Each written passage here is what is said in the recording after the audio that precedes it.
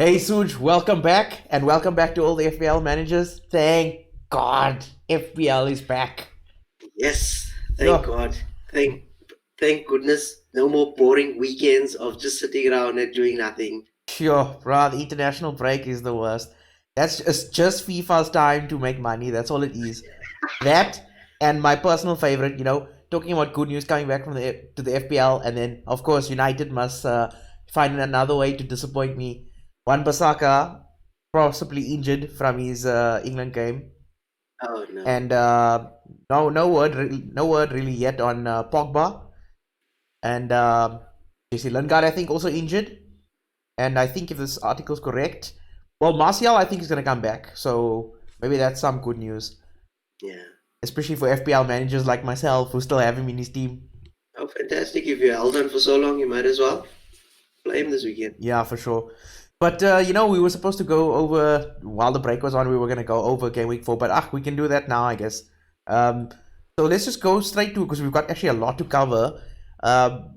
Especially for last week, for the previous game week 4. I was actually surprised to say that we actually like now bringing up the fact that Liverpool and Man City kept clean sheets. Yeah. Okay, week 4. But at least, I'm hoping it's a start of something because all those that, like me, that kept a hold of my double Liverpool defense fade out a bit. Yeah, for sure. But I mean, they do have Laporte that's missing. That's going to be missing, or is it? Yeah, it's Laporte that's out. Do you think that's gonna affect them? Like, I mean, I still think you should be banking on that guy Zinchenko and Trent Alexander-Arnold especially. Yeah, for sure. But there's nothing wrong with doubling up if they're going to start keeping clean sheets again. Yeah, no, I agree with that. So then the last one I see you've got West Ham here. I don't know. I'm still Yeah. lukewarm on them. Yeah, they're coming into some decent fixtures, and there's three of their players that I kept an eye on. It's Yamalenko, Felipe Anderson, and Lanzini, and they're Okay. impressing me with that hella up front. That front four seems to be quite dangerous. Yeah, he's hella good. Yeah, cheese. Speaking about cheese, so let's move on to this week's stuff because obviously the captain picks I think are going to be actually. The funny thing is, it's actually going to be difficult this week because you're basically going to pick between only two teams, and that's of course Liverpool and City. Yeah, Yeah, as usual. yeah. But I mean, I'm surprised to see that Firmino's on this list. Why? Firmino's been in some good form. He's had like 17 shots in the first 4 games. 17 shots. Jeez, Exactly. that's more The than first Salah and Mane. Exactly. Look, however, Ah, the traveling in the international break, maybe that would actually hamper his time with and the Champions League starting on Tuesday. So he's a bit of a doubt on the captaincy there. okay. But okay, jeez. But I mean, look, I wouldn't have thought about Firmino, but I mean, a lot of people probably would have to bring him in. So as a captain pick, maybe not. What about like your Salah and your Mane, like between the two of them? Look, I'm definitely leaning towards one of those two, just because of the fact they didn't play any international, so they've been rested for 2 weeks. Yeah, And with 3 games in the next 7, I can see them playing all 3 games. yeah, yeah. Okay, but I mean, with the Champions League also coming up, you have to consider that. Yeah, but I mean, I can see Salah playing this weekend, Champions League, and next weekend. Yeah, While Sterling, who's played already like over 180 minutes in the last 2 games in the internationals, do you really see him playing 3 games in a row again? yeah. Pep is notorious for keeping well, notorious, but I mean, actually brilliant as a manager for managing his players in terms of a game time, That's why Yeah, no one's really safe, And Sterling was the one you would have said is safe, but considering he did yeah. play both games. But going back to Liverpool, I mean, they're playing at home to Newcastle. Newcastle, right? Yeah. I mean, okay, Look, on Newcastle's a paper, bit of, yeah, sorry, man. Newcastle are a bit of a stubborn team, but they rolled over nicely in the last game, and they haven't had any form this season as such. So Liverpool at home, I think I'd go with them. yeah. You ever watch that show on YouTube, The True Geordie? I just love watching him because he's like a one man Arsenal fan TV. He gets pissed off with Newcastle because they're making like all the wrong decisions, and we thought United are bad. Newcastle are insanely worse. Yeah. So you think they're gonna put fewer past them? Okay, fair enough. Yeah, I would definitely get it. I mean, look, it's for me personally, it's just between Salah and Mane. If you own both of them, wow, fantastic. If you own one of them, you're gonna have to captain. I would definitely captain them. Okay, okay. So you're on the Liverpool side of the captain picks. But I Yeah, mean, and if I had to choose between Salah and Mane, if I had both of them, I would still go with Salah because he's got a better home record than what Mane has. okay. But I'm talking more between the Liverpool and City players. I mean, Sterling did score. He scored. He played well for England. I mean, yes, he did get he basically sliced many people's slit their throats on Game Week 4 because we had to watch him get absolutely nothing. And then actually the one man whom I want to say before I carry on is that, geez, how many times am I gonna be wrong this season? You know, because I was like I remember distinctly saying, if you have Aguero on your side, it's not worth having Aguero because you have Aguero and Sterling. There's no reason to captain Aguero. You'll always captain Sterling. This man just keeps proving me wrong. Yeah, I can't believe it. 6 goals in the first 4 games. This was on fire, man. Yeah, I mean, it's But so's destroying his me. price of 12.1. I mean, really, can you have him and uh, um, Sterling and Salah and then still have a balanced team? No, I guess not. And I mean, but I would say that, like, because of his form, actually, I would even say maybe he should be the captain pick, like the real captain pick for this week, because Jesus, I mean, of course, he's come back from injury, but I don't think he'll feature. Surely with Aguero at this kind of form, Pep's gonna Yeah, say bench him. You know? I don't think so. Yeah. Plus Norwich is like the worst defensive team in the league. Yeah, So yeah. I Hey, mean, when I saw Ronaldo play Norwich this weekend in the international break, and he scored 4 against them, I thought, yo, Aguero's gonna score for at least 5 or 6. look, the only reason why I'm going more for the Liverpool side of it is because City's next game is the Champions League, which they're playing away to Shakhtar Donetsk. So surely, if they score early, he'll want to start bringing players off and keeping him for the away trip because it's a long trip there, and then back again for the weekend. So that's the thing that's putting me off from Man City. The fact that Okay. they could be rotated, the fact that I'm not sure what he's going to do, and they've got a bit of a difficult first Champions League game. So that's why I'm leaning more towards Liverpool. Okay, fair enough. And just to be clear, in case people think I'm an idiot, Ronaldo was playing against Lithuania, but they just have the same kit as Norwich, so just making a bit of a joke there. But Yeah, talking we about City, managed. playing against Norwich, I think they've conceded, haven't they conceded like the most goals? So I mean, Yeah, and since I mean, look, we're gonna obviously talk about the elephant in the room, Mr. Pookie, right, like in the next slide. But I mean, just the last bit, I think. What do you have on De Bruyne? Because I mean, I think we know Aguero is a known quantity, and Sterling, obviously, it's just about whether or not he plays. But De Bruyne is looking tasty as well. He's looking just as good as when he started with City a couple of years ago. He's looking deadly, yo. dude, 5 assists and 1 goal. That's 36 points, average of 9 per game, 9 points per game, and No. he's cheaper than Sterling and Aguero. The only one that's really threatening him with price and with output is Silva. Yeah, and surely Silva's not going to play every game. To me, Kevin De Bruyne is a nailed on for that team.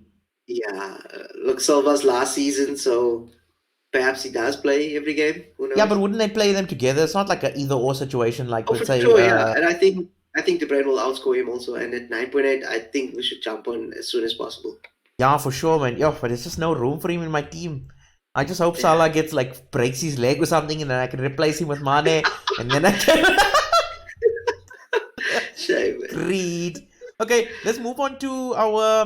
We've gone past our usual suspects, but just quickly. So out of those 6, who would you captain? To me, I would say Salah. Aguero.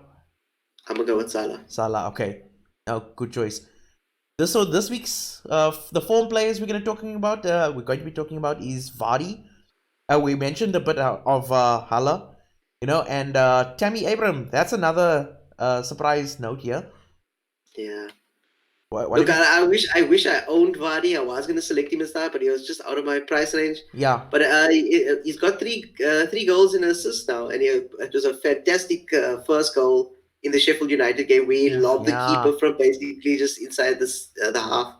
So it looks like he's getting back to where he is. And look, he's got 2 difficult games coming up, but I think Vardy is one of the best, got one of the best records against the top 6 out of the less than 10 million priced strikers. Yeah, no doubt. But I mean, what kills me is this picture that you've got of him here. What's this with this Captain America pose? He actually is like a Captain America, you know. If Aguero and Salah are if Salah's Iron Man and Aguero is Thor, then this is Captain America. Okay, You like know, the next because best choice. he's just in the he's just in the background, you know. He's a leader in that team, you know. So like he makes it his business to be in the box, and I think like out of all English players in the box, better than Kane even.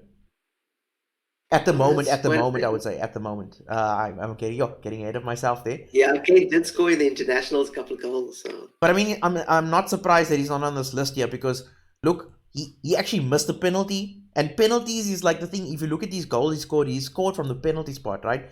That's something you would have been banking on. But I don't know if you've been watching any of the Spurs highlights, you see that he keeps dropping deep, and then Son is the one who's getting ahead of him. So I'm like, yes, maybe look at Son, but I'm gone cold on Kane here.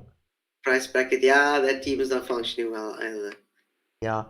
So talking about the other two form guys, so Haller, I think you did mention him a bit. He scored a couple in the last 2, right?